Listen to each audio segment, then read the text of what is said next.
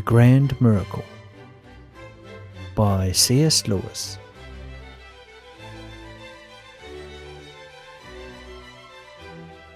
Part 1.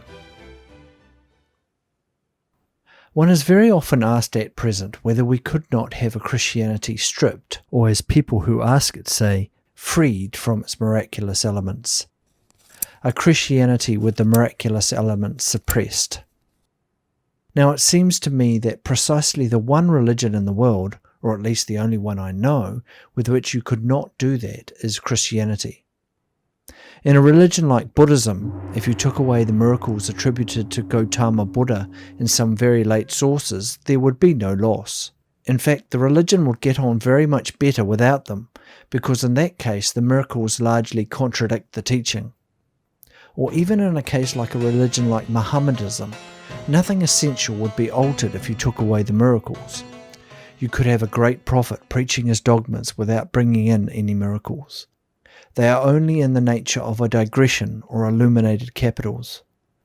But you cannot possibly do that with Christianity, because the Christian story is precisely the story of one grand miracle. The Christian assertion being that what is beyond all space and time, what is uncreated, eternal, came into nature, into human nature, descended into his own universe, and rose again, bringing nature up with him. It is precisely one great miracle. If you take that away, there is nothing specifically Christian left. There may be many admirable human things which Christianity shares with all other systems in the world, but there would be nothing specifically Christian. Conversely, once you have accepted that, then you will see that all other well-established Christian miracles are part of it, that they all either prepare for or exhibit or result from the Incarnation. Just as every natural event exhibits the total character of the natural universe at a particular point in space of time, so every miracle exhibits the character of the Incarnation. Now, if one asks whether the grand central miracle in Christianity is itself probable or improbable, of course quite clearly you cannot be applying Hume's kind of probability. You cannot mean a probability based on statistics, according to which the more often a thing has happened, the more likely it is to happen again. Certainly the Incarnation cannot be probable in that sense. It is of its very nature to have happened only once, but then it is of the very nature of the history of the world to have happened only once. And if the Incarnation happened at all, it is the central chapter of that history. It is improbable in the same way that the whole of nature is improbable, because it is only there once and will happen only once. So one must apply to it quite a different kind of standard. I think we are rather in this position. Supposing you had before you a manuscript of some great work, either a symphony or a novel. There then comes to you a person saying, "Here is a new bit of the manuscript that I found. It is the central passage of that symphony, or the central chapter of that novel. The text is incomplete without it. I have got the missing passage, which is really the centre of the whole work. The only thing you could do would be to put this new piece of the manuscript in that central position, and then see how it reacted to the whole of the rest of the work. If it constantly brought out new meanings from the whole of the rest of the work, if it made you notice things in the rest of the work which you had not noticed before, then I think you would decide that it was authentic. On the other hand, if it failed to do that, then however attractive it was in itself, you would reject it." Now, what is the missing chapter in this case? The chapter which Christians are offering. The story of the Incarnation is the story of a descent and resurrection.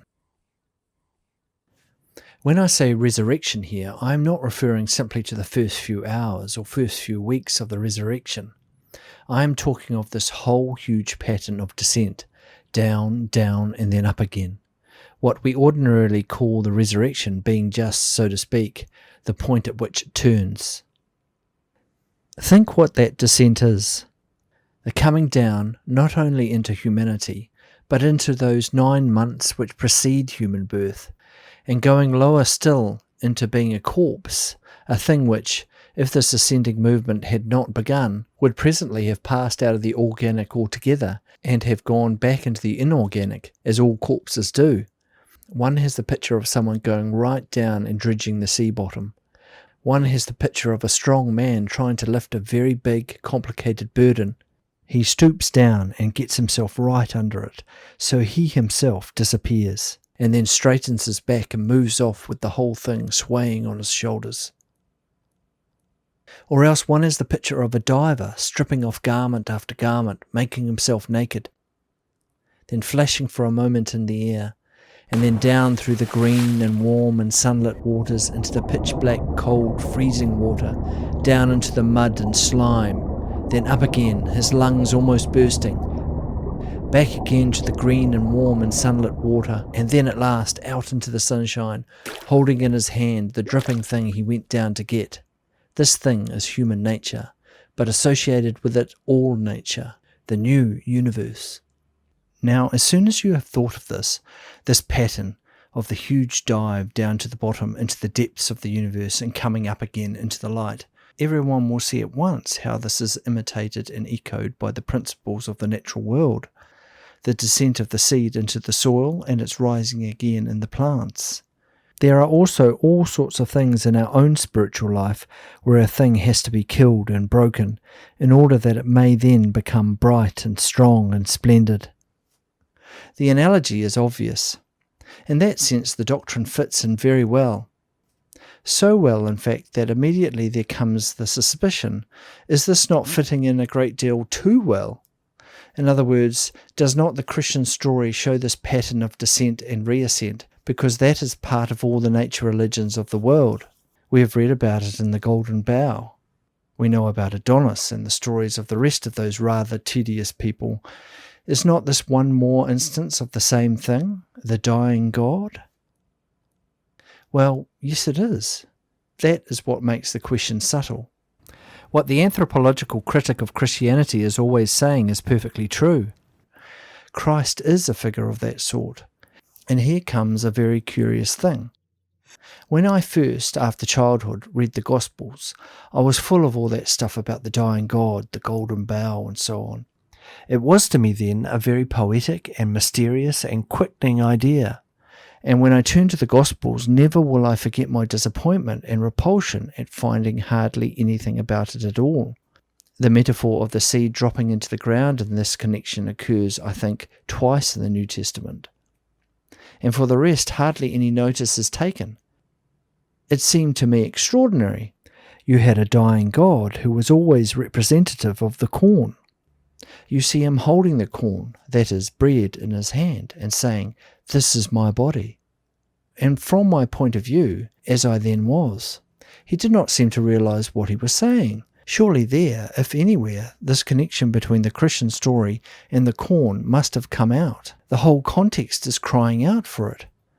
But everything goes on as if the principal actor, and still more those about him, were totally ignorant of what they were doing. It is as if you got very good evidence concerning the sea serpent, but the men who brought this good evidence seemed never to have heard of sea serpents. Or to put it in another way, why was it that the only case of the dying God, which might conceivably have been historical, occurred among a people, and the only people in the whole Mediterranean world, who had not got any trace of this nature religion, and indeed seemed to know nothing about it? Why is it among them the thing suddenly appears to happen?